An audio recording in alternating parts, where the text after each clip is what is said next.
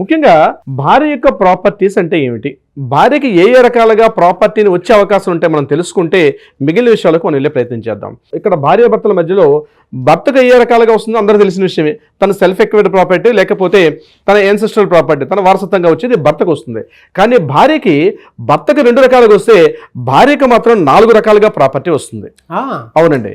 ఎలా అంటే ఒకటి ఫస్ట్ భార్య యొక్క పుట్టింటి వారు, అంటే తన యొక్క తల్లి, అమ్మమ్మ, లేకపోతే నాన్నమ్మ, లేకపోతే అది వాళ్ళ యొక్క పిన్నమ్మ, చిన్నాళ్ళు, మామయ్యలు, మేనమామలు, వీళ్ళ తరపు నుంచి కూడా పుట్టింటి వారి ఆస్తి అని చెప్పి ఒక రకంగా వచ్చే అవకాశం ఉంటుంది.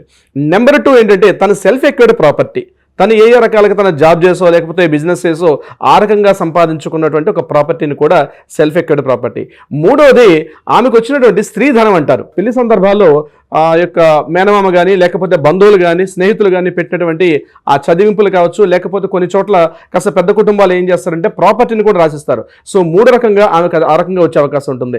4వది ఏంటంటే భర్త తరపు బంధువుల నుంచి వచ్చినటువంటి యాన్సెస్ట్రల్ ప్రాపర్టీ. ఇది 4 రకాలుగా ఆమెకి వచ్చే అవకాశం ఉంటుంది.